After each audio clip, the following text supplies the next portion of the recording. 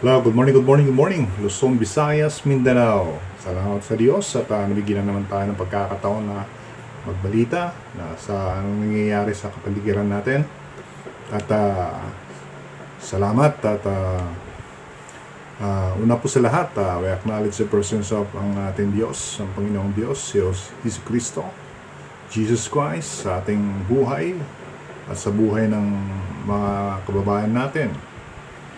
So James, sabi po simula po tayo nagbasa ng Bible. So James chapter 1 verse 21. Sabi po doon, ang salita po ng Diyos ay kaligtasan.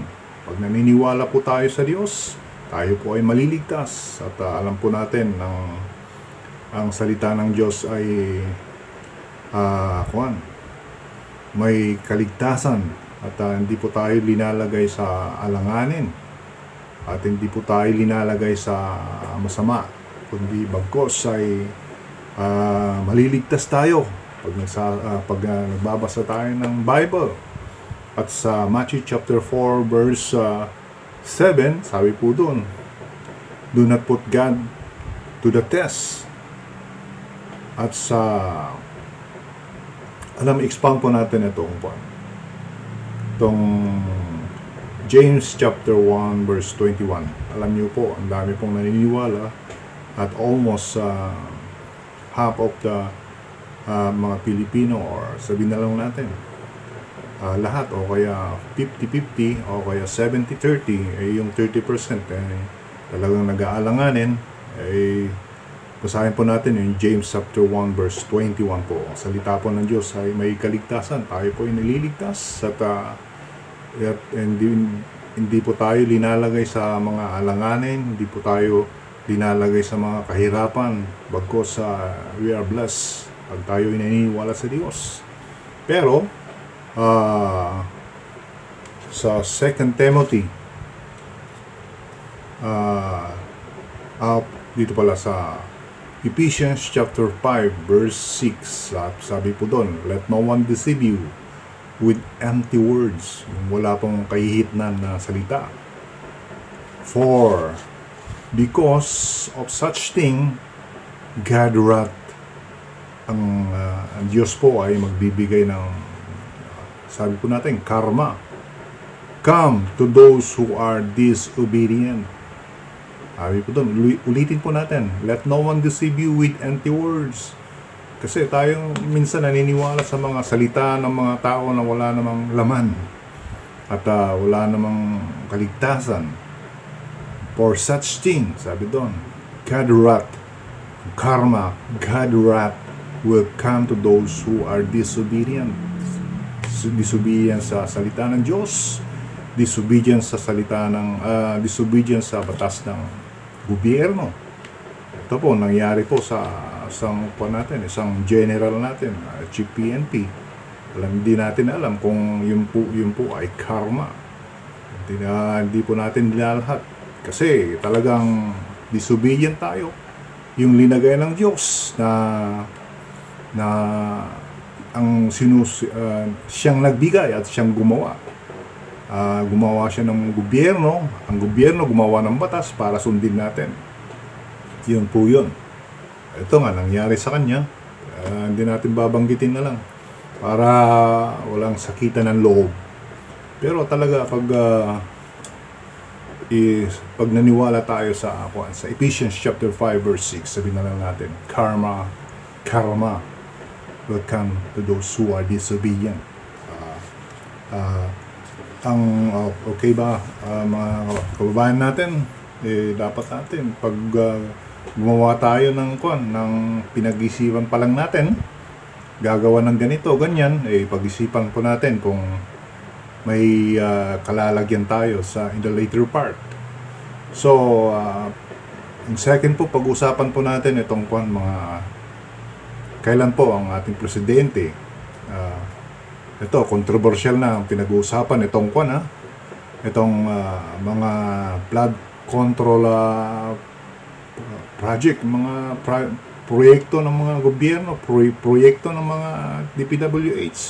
Sabihin na natin, ang kabuuan ay proyekto ng gobyerno, bilyon-bilyon po ang nawawala sa ating kaban ng bayan. Saan po napupunta? Sa mga kuan na hindi natin nilahat, may mga kontraktor diyan na mababait, may mga kontraktor diyan na generous sa kapwa. Pero may mga kontraktor din na talagang yung hindi nila walang kuan sa kanila, yung walang parang yung pera sa kanila ay wala lang at tinatapon lang nila ay sa kanilang in their own yung kung saan sila masaya, ginagamit nila yung mga pera nila para alam na natin, mga kababalaghan na ginagawa nila sa kanilang buhay. Di po natin nilalahat. Ito po ay sa DPWH, sa mga kontraktor natin, di po natin nilalahat. Ang daming mga mababait yan, mga sabihin na lang natin, 20% na kontraktor, ang daming mababait yan, generous sa kapwa-tao, at ang dami rin sa yung iba ay talagang walang habas na pagwaldas ng pera ng kaban ng bayan. Matagal na yan na noong una pa sa Genesis chapter 1 verse 1 na talagang Satan come to steal, to kill and destroy, steal yung pera ng bayan, kill, pumatay siya, pumunta siya dito sa lupa para pumatay at to steal and destroy yung plano ng Diyos na maganda sa Pilipinas talagang winawasak niya. He come to steal, to kill and destroy dito sa lupa. Ngayon, balik po tayo sa topic natin, itong dalawang inventor ng tricycle o kaya jeep o kaya pang sasakyan na kahit isulong mo sa baha. Ito na nga, baha tayo sa buong Pilipinas, binabaha na dahil sa climate change. Pero itong inventor natin na to na walang suporta ng gobyerno, sabi nga nila. Walang suporta ng gobyerno. Kailan po natin susuportahan yung mga inventor na may nauna na noon yung nag-invento namatay na nga hindi na present sa gobyerno, sa DOST. Panawagan po sa DOST, saan po tayo? Dapat po natin grab this opportunity na kung may tao, may mga Pilipino na gumagawa ng mga invention na para sa ikagaganda ng bayan natin Pilipino, dapat natin suportahan. Panawagan po sa ating presidente ngayon na dapat pagtuunan ng pansin itong mga inventor natin mga to. Gaya na itong tricycle na kahit isulong mo sa baha, talagang maganda ang hindi po siya talagang diretso at makikita mo naman. At ito pa yung waste material na itong taga Cebu at ito na dapat po natin itong ginagamit fuel, fuel ang naka-invento siya ng waste ng fuel dahil sa waste material.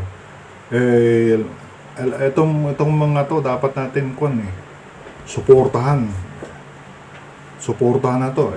Itong daming itong natin, controversial natin na dapat bilyon ang nawawala ng kaban ng bayan. Itong mga inventor natin, di man lang masuportahan. Panawagan po natin sa ating presidente na naman.